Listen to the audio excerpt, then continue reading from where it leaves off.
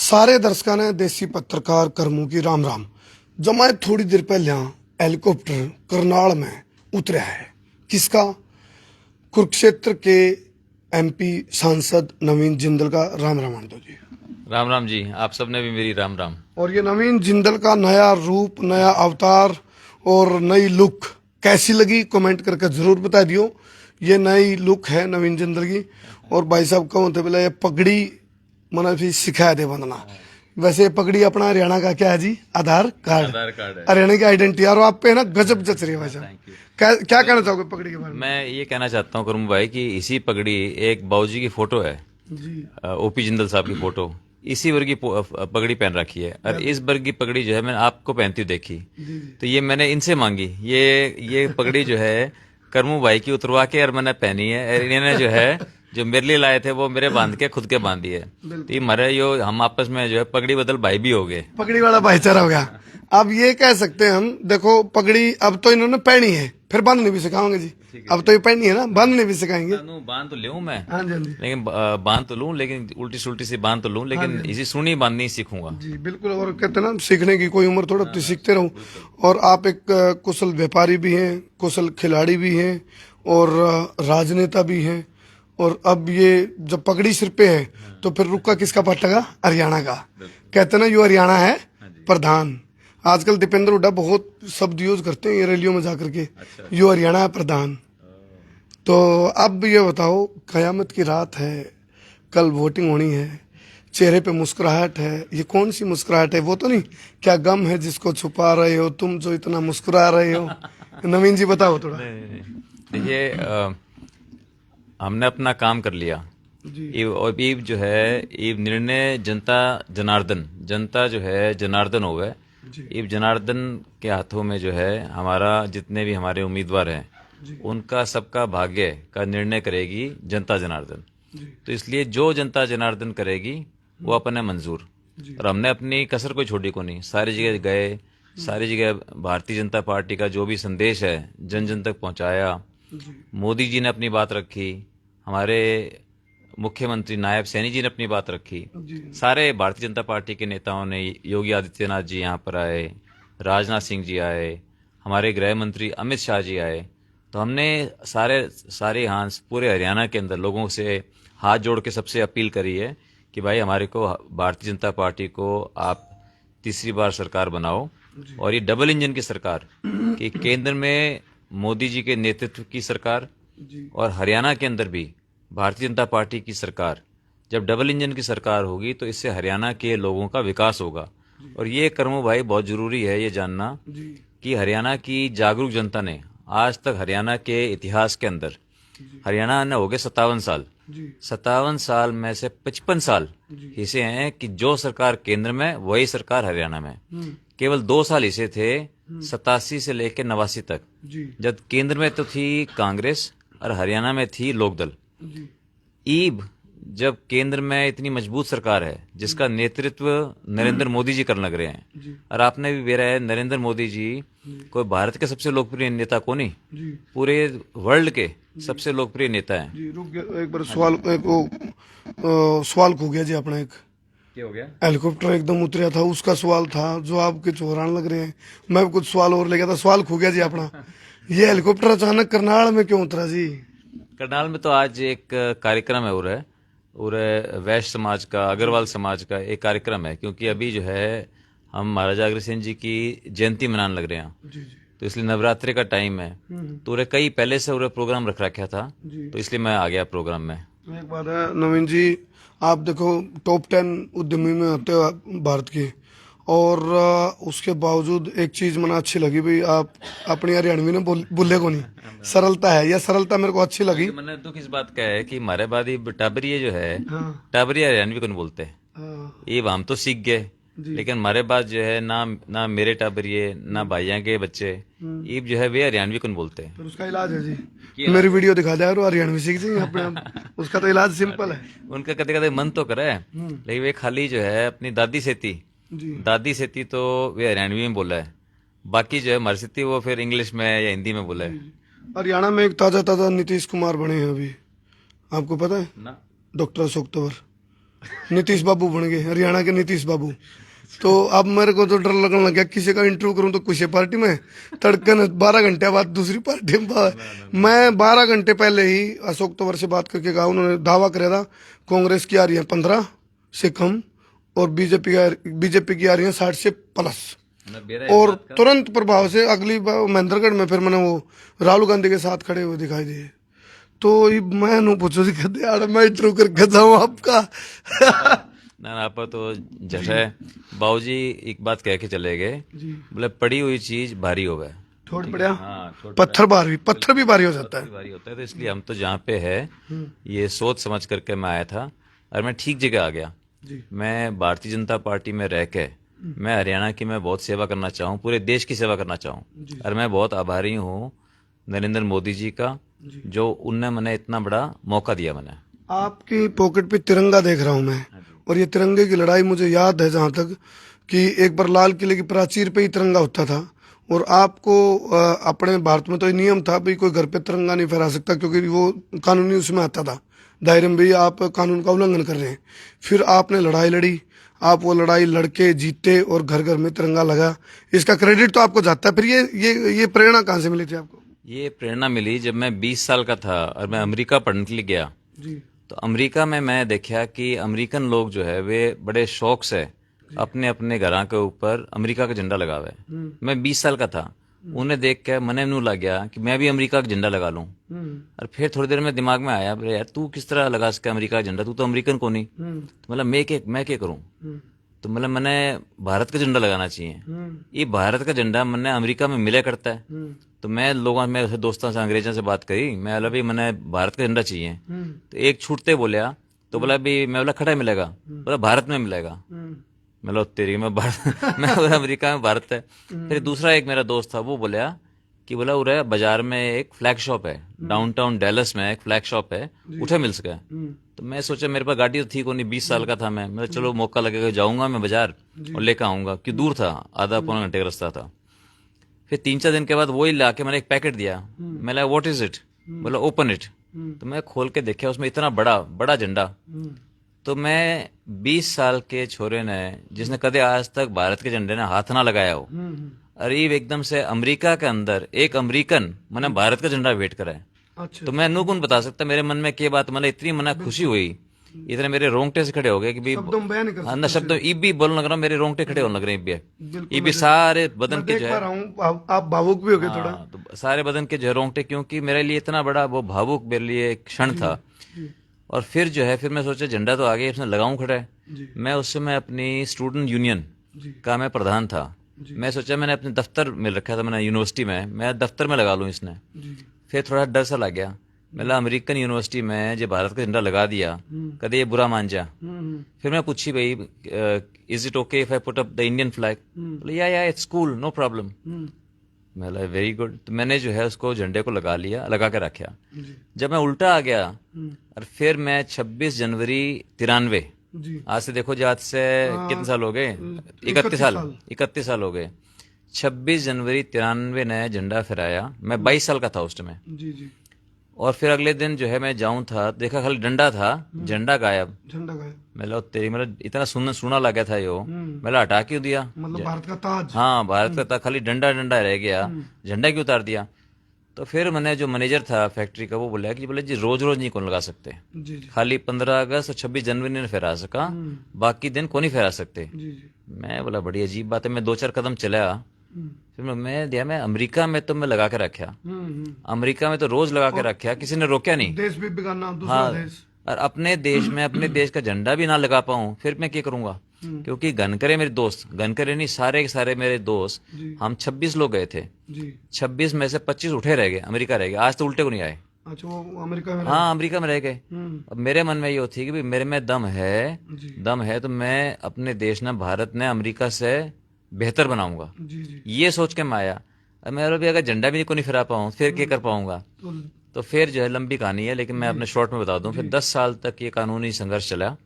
और मैं ये बोला करता, और सरकारी अफसर ये बोला करते भी, अगर हर आदमी ने झंडा लगाने की हमने अनुमति दे दी तो झंडे की गरिमा कम हो जाओगी, लोग झंडे का अपमान करेंगे। और मैं उन्हें नू बुलाया करता, मैं भाई इस डर से है तो नू कह दो भी देवी देवताओं की मूर्तियां जो है वो घरों में ना रखो, घर में लोग इसका अपमान करेंगे, ये तो खाली मंदिरों में होनी चाहिए। मैंने लेकिन जब देवी देवताओं की मूर्तियां लोग घर में रखे है, उसकी पूजा करें, तो ये उनका भगवान है। ये भी एक किस्म से भारत माता है। हाँ, भारत माता नहीं तो ये मेरा विश्वास, मैं नू के सोचूं कि भी मैं तो झंडे का ख्याल रखूंगा और करमू भाई कौन रखे, यही है ना बात।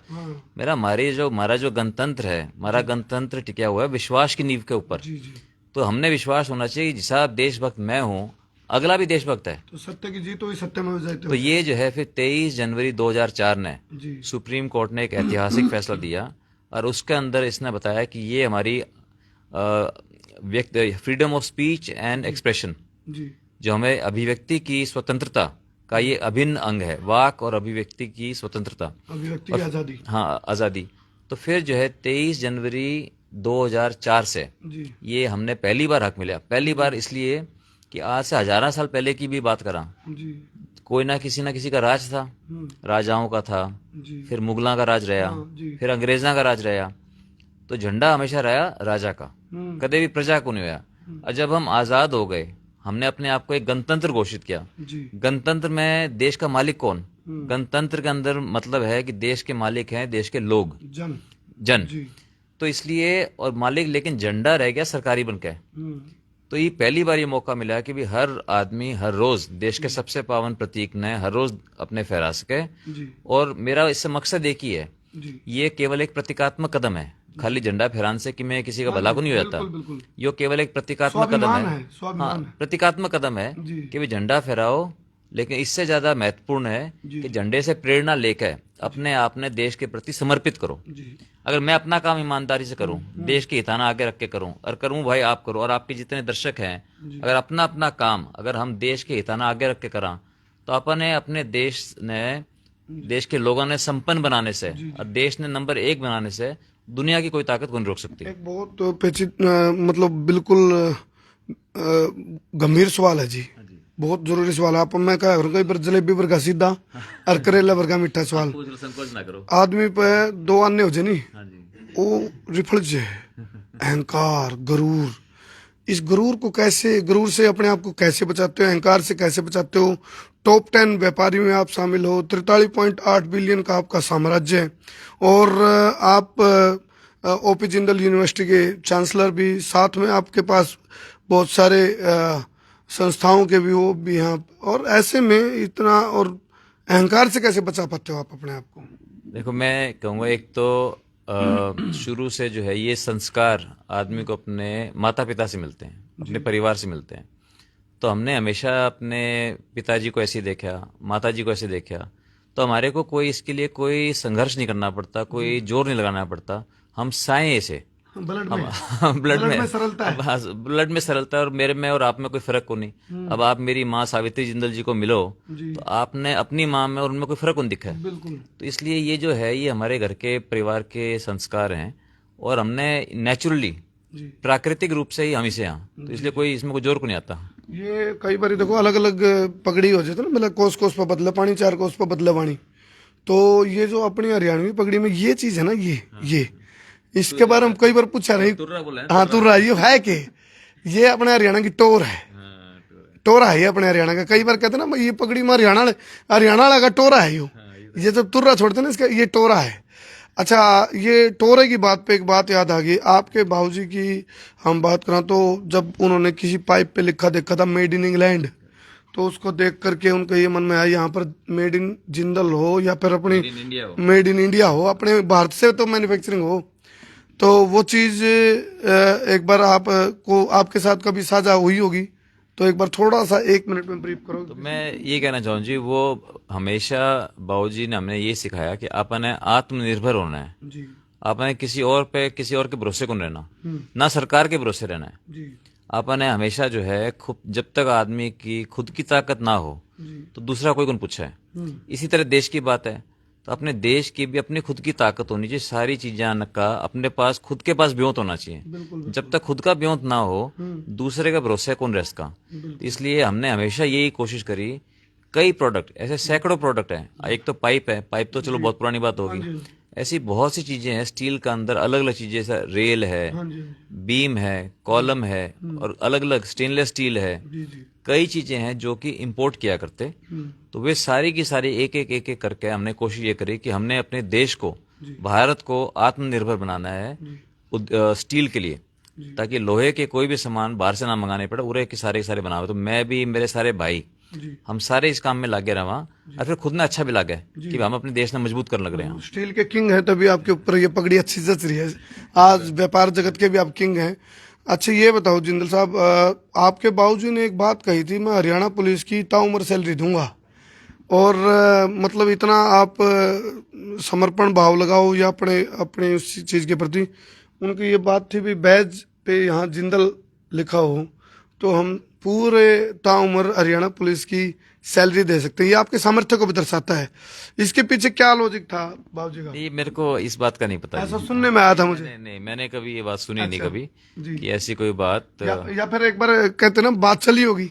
नहीं, अगर कोई चलती, कोई ऐसी बात होती तो मेरे सामने आती। हाँ जी, तो कई बातें आती है, लेकिन ये बात कभी आज तक मेरे सामने। मैंने तो कही थी जी। अच्छा, हो सकता है। वो हमारे पास होता ना गुप्त सूत्र, अच्छा। सूत्र के बारे से कर, सूत्र है काला थोड़े हमारे पे, सूत्र भी तो अलग है नहीं, गुप्त सूत्र काला गुप्त ऐसे जी कभी कोई बात कहे मेरे को, इसका बात का मैंने बेरा कौन जी। अच्छा, आप देखो, जरूरी नहीं है भी कोई राजनेता है तो वो स्पोर्ट्स पर्सन भी हो सकता है, स्पोर्ट्स पर्सन है तो वो एक व्यापारी भी हो सकता है।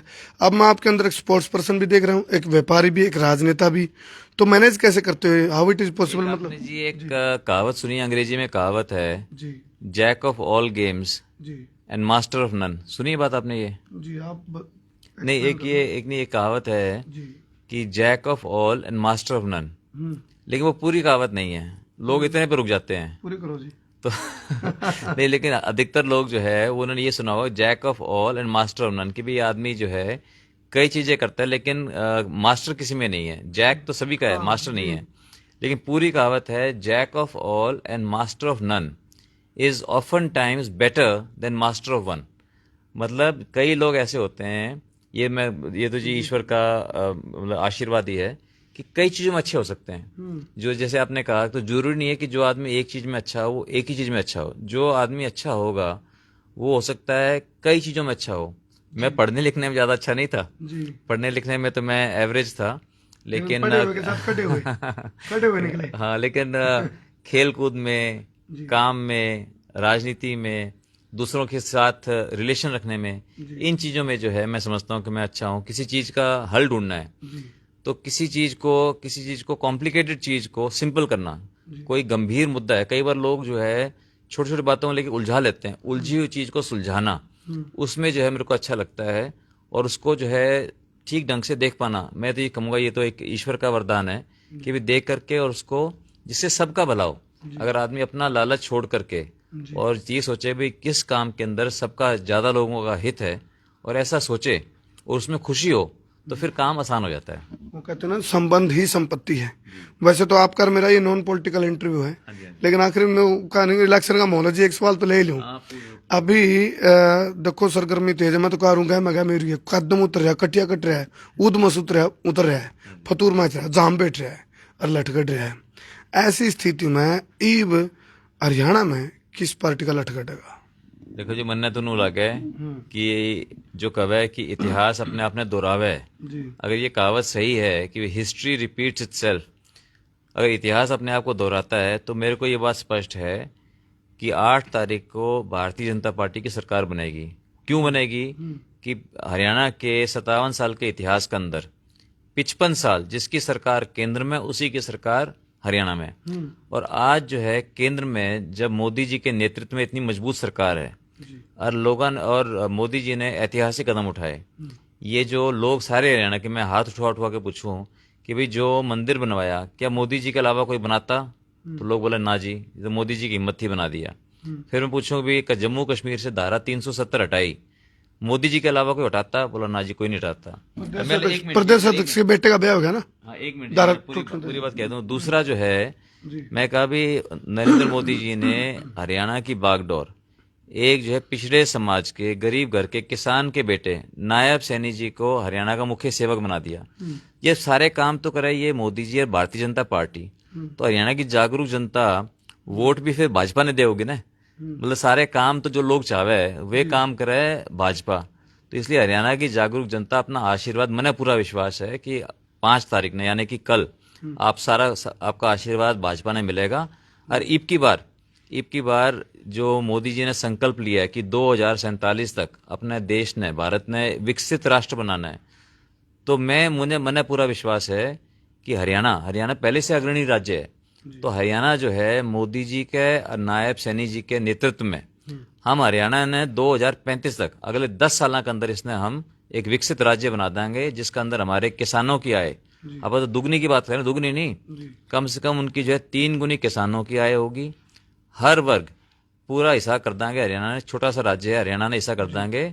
जमा जो है जिससे कोई यूरोप के अंदर कोई देश हो उसका बढ़िया उसने कर देंगे। सारे की सारी सड़कें, सारे के सारे स्कूल, और मेरे मन में है कि सारे जितने स्कूल है हरियाणा के अंदर सारे के सारे जो है सीबीएसई बोर्ड के होने चाहिए और इंग्लिश मीडियम होने चाहिए, ताकि बच्चे जो है टाबरिये शुरू से अंग्रेजी में गिटपिट शुरू से कर लें। पढ़ने में तेज होनी चाहिए, पढ़ने में तेज होनी चाहिए, और स्कूलों का स्तर अच्छा होना चाहिए, कॉलेजों का। फिर उरे जो है मैं कर रखी कि कौशल विकास केंद्र के अंदर जो है हरियाणा में भी, ये बात मोदी जी ने भी कही है, मोदी जी का भी इंटरेस्ट है, इस बार बजट में भी इसके लिए बहुत कुछ किया। और हरियाणा के अंदर जो है मैं भी कुरुक्षेत्र में भी, कैथल में भी, मैं भारत के सबसे अच्छे नहीं, ये जो है मैंने संकल्प लिया है, और आपने बेरा है करमू भाई कि संकल्प का कि मैं विकल्प नहीं होता। तो इसलिए मैं दुनिया के सबसे अच्छे कौशल विकास केंद्र बनाऊंगा, कैथल में भी और कुरुक्षेत्र में भी। चलिए, ये अग्निवीर सही में पक्के लगेंगे जी। अग्निवीर जो हैं ये जब आएंगे तो सही में सरकारी नौकरी मिल जाएगी इनको। बिल्कुल, जब देखो जो वादा है, ये तो देखो एक बात की, जो बात बीजेपी कवे, जो बात भाजपा कवे, वे करके दिखावे। ये हाँ जी।